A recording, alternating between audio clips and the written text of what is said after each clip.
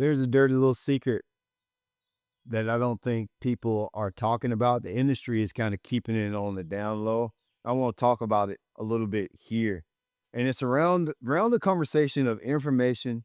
It's around the conversation of what we call now cheating, legal cheating, and how the old school regime was, if we're calling it cheating, is that's what we want to frame this as. The old school regimes, they set the pace for this. And you need to know about it before you start bashing our current generation of anglers.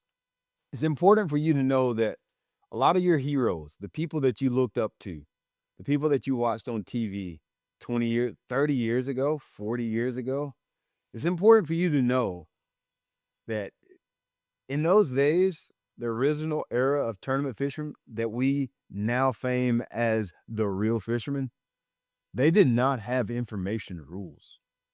In the 80s, 90s, even the 2010s, early 2010s, there were no information rules. And what I mean by that is a lot of your heroes, the people that you look up to and that you say are the real fishermen, and you bash the current generation of successful anglers, a lot of those guys that you look up to and you call heroes, they use fishing guides, they got waypoints, they flew to lakes and fished out of other people's boats. They didn't just show up to your home lake and find that roadbed, that brush pile, or know about that school of fish on this legend on the south end of the lake and that little hook. They didn't find that in 3 days of practice. This is gonna sound familiar. Let me know if this sounds familiar. Oftentimes, the guy with the best contacts, the biggest Rolodex of fishing guides on local lakes, had the most success. The guy with the most money that could reach out to the most people oftentimes had the best success. Now I know that's something that you heard before and sounds real familiar about today's fishermen. There's a dialogue that's going on that somehow the fishermen are all were the real guys, and the ones that are now are somehow taking the shortcuts. It's real important to know somewhere there was a shift. Somewhere I would say, to me, it seemed like it was somewhere in that 2004-ish, 3-ish range. There was an influx of young talent coming to the sport. And this young talent, back then, a young guy was like 25 years old. Now a young guy is what, 17, 18? But these 25 to 30-year-olds were coming into the sport with very little responsibility other than to catch a bass. So they raised the bar of competition. These 25, 30-year-olds were going from tournament to tournament. There's no off limits. There's no information rules. But these young guys raised the bar of competition because they were going from tournament to tournament to tournament. They were dedicating their life to the sport of bass fishing. That upset the establishment of bass fishing, of competition, because now these guys with no kids, no wife, no home, no nothing, were traveling, spending days, weeks, sometimes months at a tournament venue. And we're stacking up so much information, learning so many things about that body of water that the old regime's Rolodex of guides, local networks couldn't keep up. And you started to see young guys win tournaments. I'm going to be honest, I actually feel like the off limits period where we have to not fish a body of water for a certain period of time before the event is probably a good measure for us to implement. The gray part and the part that's hard to police was the information rules. That part is really, really gray to me. And if you ask me, it favored heavily the older establishment of bass fishing. And let me tell you why. Think about an angler that had a 20 or 30-year career. How many times he had been to Gunnersville? How many times he had called guides and got waypoints and gathered information for 20, 30, in some instances, 40 and 50 years. They've been gathering information because it was legal. But yet here comes a 20, 25-year-old, maybe 30-year-old Johnny. He can't get information. You don't get information. You can't call any guys. You can't call your best friend. Matter of fact, don't even talk to your dad about the lake. So when they implemented all these new rules, it heavily favored the 30-year veteran, the ones that we were seeing doing it the real way and not curbing the work.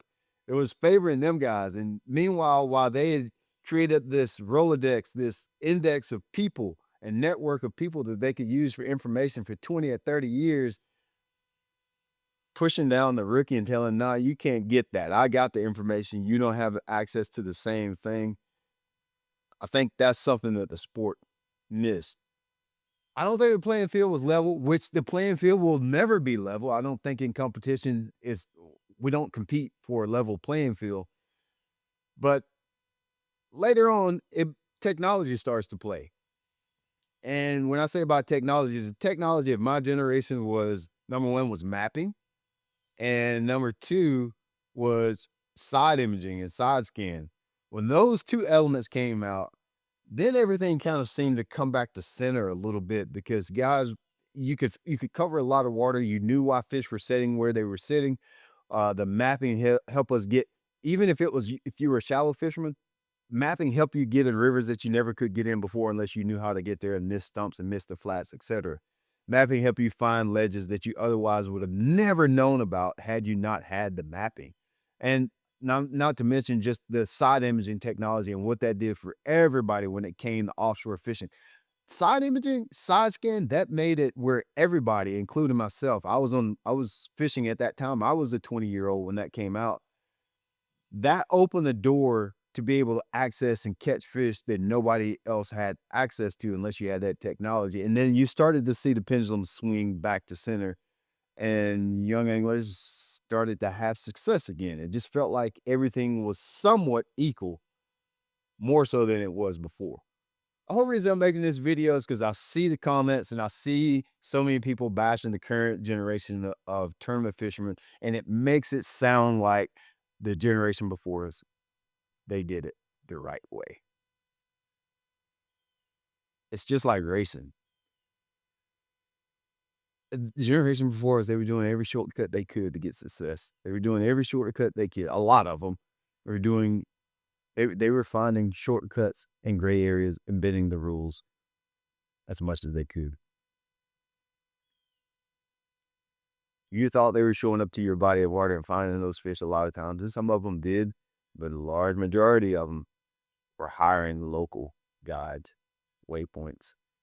And you need to know about that before you say this current generation is not doing it the right way. These guys are working hard out here and they deserve the love and admiration for the work that they put in. That's the only reason I wanted to make this video. I just think it's important for us to know how we landed here. From the outside looking in, it looks like the generation before us did it right, and the current generation is creating shortcuts to success. When in all actuality, generation before us, they were hiring guys, they were soliciting information, they were using local knowledge to find the fish that they found a lot of times, not all of them. I'm not talking about all old school guys. I just know because I've been a part of that circle before. And I know what was going down. It makes it seem like this generation is just going through the shortcuts just so they could post on Instagram. You need to know about this before you say all those things. Back then, it was just a black market of shortcuts. It was legal, but if we're gonna call what we're doing now not real fishing, can we really say that that was real fishing? I guess that's up to you.